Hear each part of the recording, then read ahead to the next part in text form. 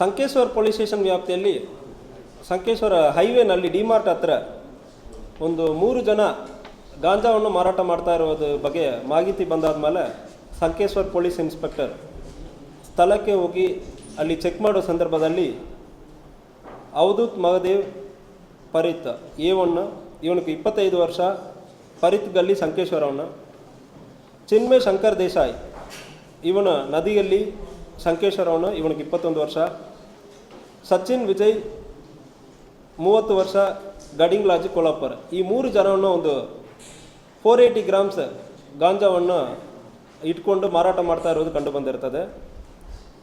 ಅವ್ರಿಗೆ ಗಾಂಜಾ ಎಲ್ಲಿಂದ ಬಂದಿದೆ ಅಂದರೆ ವಿಚಾರಣೆ ಮುಂದುವರೆದು ಹೋಗುವ ಸಂದರ್ಭದಲ್ಲಿ ದೀಪಕ್ ನಾಯಕ್ ಸೋಲಾಪುರಲ್ಲಿ ಈಗ ವಾಸ ಮಾಡ್ತಾ ಇದ್ದಾನೆ.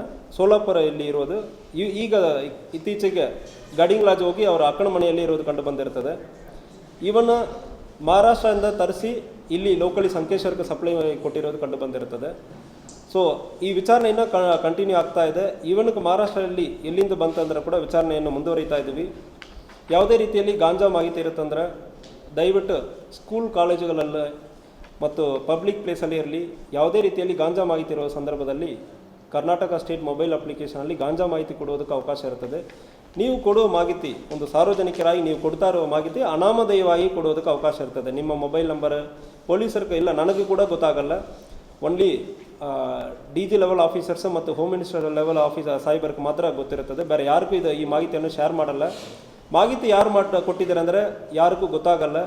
ದಯವಿಟ್ಟು ಯಾವುದೇ ಒಂದು ಏರಿಯಾನಲ್ಲಿ ಗಾಂಜಾ ಮಾರಾಟ ಮಾಡೋದರಲ್ಲಿ ಉಪಯೋಗ ಮಾಡುವುದಿರುವ ಸಂದರ್ಭದಲ್ಲಿ ಸ್ಕೂಲ್ ಕಾಲೇಜಲ್ಲಿ ನಾವು ಇನ್ನೂ ಕಡಿವಾಣ ಮಾಡಬೇಕು. ಸ್ಕೂಲ್ ಟೀಚರ್ಸ್ ಇರಲಿ, ದಯವಿಟ್ಟು ಅಲ್ಲಿ ಕಂಟ್ರೋಲ್ ಮಾಡಬೇಕು.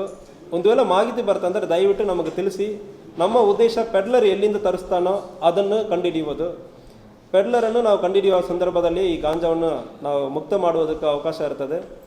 ಸೊ ಅದಕ್ಕಾಗಿ ಮಾಹಿತಿಯನ್ನು ಪ್ರತಿಯೊಬ್ಬರು ನೀಡಬೇಕಂದ್ರೆ ಹೇಳ್ಕೊಳ್ತೀವಿ.